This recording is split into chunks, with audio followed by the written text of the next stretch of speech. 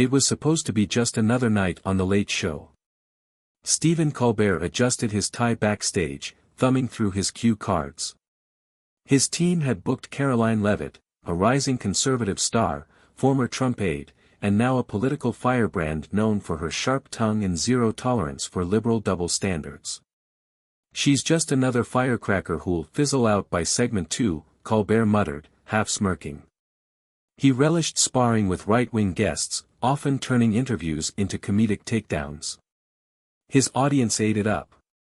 Karoline, meanwhile, sat in the green room scrolling through her notes. She wasn't here to play nice. She knew how Colbert operated: snark, sarcasm, interruptions. But she came prepared, with facts, receipts, and a smile that didn't flinch under pressure. When the stage manager gave the countdown, in 5, 4, 3, the music swelled, the lights came up, and the curtain parted. Colbert greeted the crowd, launched into his usual political monologue, and finally announced her, "Please welcome Karoline Leavitt." She walked on stage in a crisp red blazer, heels clicking like a metronome of confidence. The applause was polite. Colbert's audience wasn't exactly her base. Still, she smiled wide and took her seat across from the grinning host. And then, the gloves came off. The pleasantries barely lasted 10 seconds. Colbert leaned in, eyebrow raised. "So Karoline, you're 26, you worked for Trump, and now you're out here warning people about media bias. Isn't that kind of like the kettle calling the press black?" Laughter rippled through the audience. Karoline didn't blink. "Well, Stephen," she said calmly, "it's cute how you pretend to be a comedian while running a 24/7 DNC infomercial." The laughter stalled. Colbert smirked, preparing a snappy comeback, but Karoline wasn't done. "Let's talk media bias." She reached into her folder and pulled out a printout. "Here's a transcript of your show from last month. 14 minutes mocking conservatives, 0 minutes on the border crisis, inflation, or the FBI targeting Catholics. That's not comedy. That's propaganda with a laugh track." The audience murmured. Colbert shifted slightly in his chair. "Okay," he said, trying to regain footing, "but maybe we don't cover the border every night because we're not Fox News. People want to laugh, not get lectured." Karoline raised an eyebrow. "Funny. You lecture America on threats to democracy 5 nights a week and expect applause. Maybe that's why your ratings dipped 18% last quarter." That hit like a brick. Colbert tried to steer the conversation into safer waters. "You really believe the media is silencing conservatives?" Karoline didn't hesitate. "They tried to silence the Hunter Biden laptop story. That wasn't a conspiracy, it was real. Even the New York Times admitted it. But when it mattered most, you called it Russian disinfo. Want me to pull that clip too?" The room went eerily still. For the first time in the interview, Stephen Colbert had no punchline. A heavy silence gripped the studio like fog. Colbert glanced toward his producers behind the camera, as if silently asking for backup. None came. Karoline leaned forward, voice cool and deliberate. "You say you care about democracy, Stephen. But where were you when big tech censored a legitimate news story days before a national election? That's not comedy, that's manipulation." Colbert forced a chuckle. "Oh come on, Karoline. You're not suggesting the election was stolen over a laptop?" She smiled. "I'm saying the media, your media, hid inconvenient truths from voters. And you, with your nightly monologues and punchlines, played your part. That's not funny.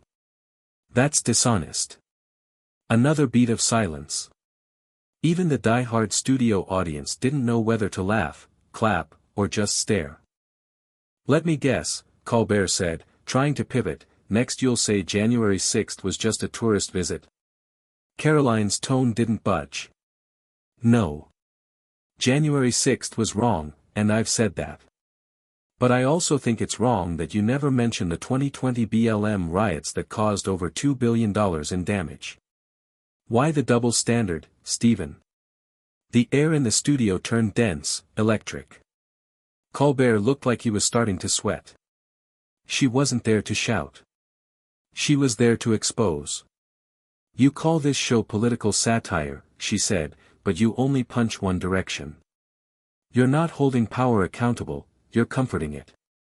And that's why Americans don't trust you anymore. Gasps. Some uncomfortable chuckles. One man in the audience even coughed loudly, like he couldn't take the tension. Colbert tried to smile. But it wasn't the smug grin from earlier, it was tight, forced. Well, he said quietly, I guess you came with your own script tonight. Karoline smiled wider. No, Stephen. I just brought the truth. Something that's been missing from this stage for a long time. Colbert straightened his posture, clutching his cue cards like a lifeline. The applause sign flickered above the audience, but no one clapped. The vibe had shifted entirely, this wasn't the usual snarky sparring match. This was a dismantling, and everyone knew it. He tried one last pivot. Okay, Karoline. Let's say you're right. Let's say the media's biased. What's your solution, state-run news? Tucker Carlson on every channel? Karoline grinned, not missing a beat. No. The solution is honesty. It's allowing both sides to speak, even if it makes people uncomfortable. You say you believe in freedom of speech, but you treat opposing opinions like punchlines. She leaned in. Your monologues preach tolerance, but your interviews prove otherwise. You call people like me dangerous, but the real danger is a country where dissent is mocked instead of debated. At this point, you could hear a pin drop. Colbert looked stunned. Not angry. Just, exposed. He glanced down at his notes, then tossed them aside with a hollow laugh. You came here for a fight. Karoline nodded slowly. No, Stephen. I came here for the truth. You just weren't ready for it. For the first time in the Late Show's history, the post-interview applause didn't come. Not even the band kicked in. The camera panned awkwardly to the audience, who sat frozen, unsure whether to cheer, boo, or breathe. Colbert's trademark smirk had vanished. Total silence filled the room. Karoline stood, smoothed her blazer, and exited stage left without waiting for a closing remark. She didn't need one. By morning, the clip had gone viral. Karoline Leavitt destroys Colbert in real time, and even people who didn't like her had to admit, she didn't just hold her own. She owned the moment.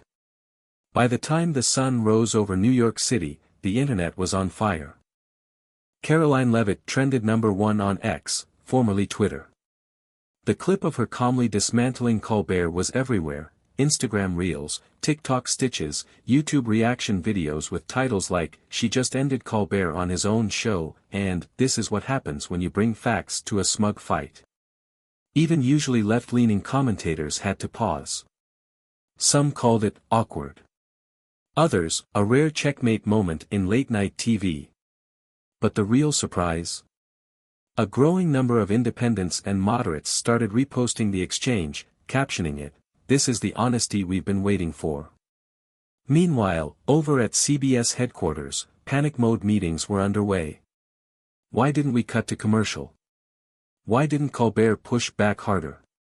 Do we book her again? Or pretend this never happened? Colbert himself issued no statement. That night's show opened without commentary on the previous episode. No monologue. No jokes. Just silence. But Karoline. She leaned in. She went live that evening, seated in front of an American flag, speaking directly to the camera. "Last night, I walked onto a stage where I wasn't supposed to be heard, I was supposed to be humiliated. Instead, the American people saw the truth. If you're tired of media elites mocking your values, stay tuned. I'm just getting started." The live stream hit 4 million views in under 24 hours. And somewhere in his Upper West Side apartment, Colbert sat on his couch, staring at the screen, watching the one guest he couldn't laugh off become a national voice overnight. The knives came out fast, and from all directions. By midday, major liberal outlets scrambled to reframe the narrative. MSNBC ran a panel titled, "Karoline Leavitt, Firebrand or Fascist?" CNN aired a segment accusing her of weaponizing facts out of context, with a cheer-in that read, "Leavitt's late-night liefest, dangerous rhetoric or calculated stunt?" The Atlantic dropped an emergency op-ed, "What happens when right-wing talking points go unchallenged on national TV?" The danger isn't that Karoline Leavitt made points. It's that Colbert didn't stop her. In a post-truth era, silence is complicity. Even The View weighed in. Joy Behar looked straight into the camera and said, "This is how fascism starts, one smug girl in heels with internet stats and a smile." But the pushback only made the moment bigger. Conservatives flooded social media with memes. Colbert photoshopped hiding under his desk, labeled Late Show.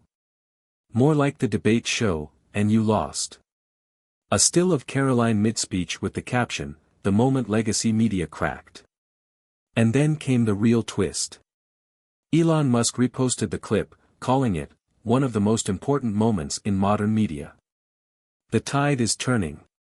That tweet alone got 12 million views and caused a flood of journalists to rage post for hours. Meanwhile, Colbert's staff was divided. A leak to Page 6 quoted one anonymous producer, "We usually laugh this stuff off." But she wasn't flailing. She wasn't rattled. She was surgical. By the end of the week, Karoline had booked 3 more appearances, Joe Rogan, Megyn Kelly, and a surprise invite to a Harvard debate forum. What was supposed to be a late-night ambush became a political moment of the year. And Stephen Colbert? He hadn't tweeted once since the night of the interview. The Grand Hall at Harvard University was packed, students in pressed polos and vintage jackets, professors with notebooks, and a press row lined wall to wall. The event had sold out in under 3 minutes, a conversation on free speech, media bias, and the future of political discourse featuring Karoline Leavitt. They had originally invited her as part of a diversity of viewpoint initiative. After the Colbert incident, it turned into a cultural flashpoint. Outside, protesters chanted, "No platform for hate." Inside, however, the mood was electric. Even those who disagreed with her wanted to see her. She wasn't just a political figure now, she was a phenomenon. Karoline stepped up to the podium in a navy blazer, no notes. Just confidence. "Let's be honest," she began, looking over the crowd, "a few weeks ago, none of you were planning to hear from me.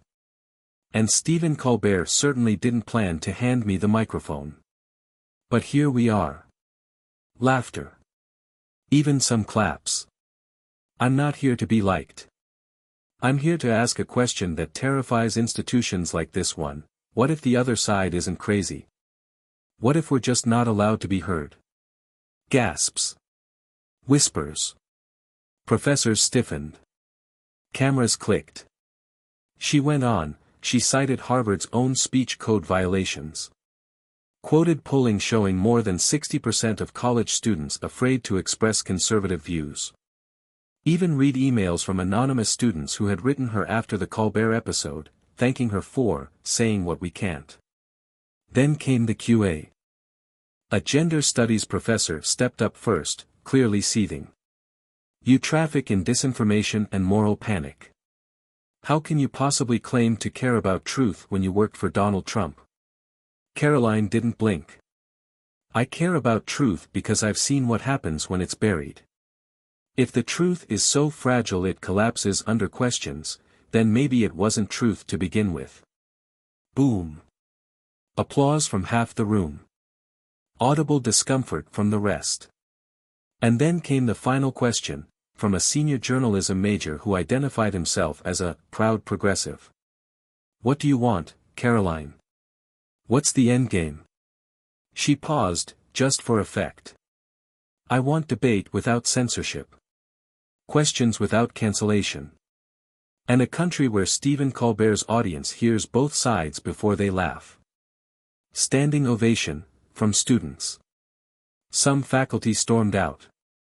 That night, the clip went viral again. And this time, it wasn't just conservatives sharing it. It was students. Independents. Even self-proclaimed liberals writing, "I don't agree with her. But damn, she made me think." 2 weeks later, behind the scenes at CBS, a quiet panic had set in.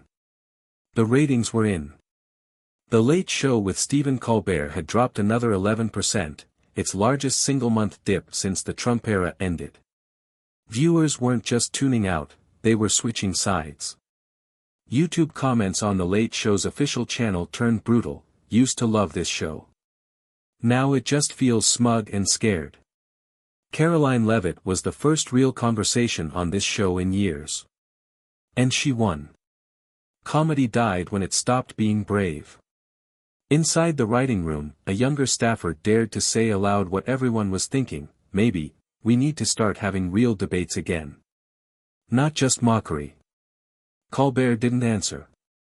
He just stared at the cue cards. Meanwhile, Karoline Leavitt was in Washington, D.C. Behind a locked conference room door, invited to a closed-door meeting with major conservative donors, policy advisors, and a sitting senator. Word had spread that she'd done more to disrupt the liberal media narrative in 10 minutes on late-night TV than most politicians had in 10 years. They had a proposition.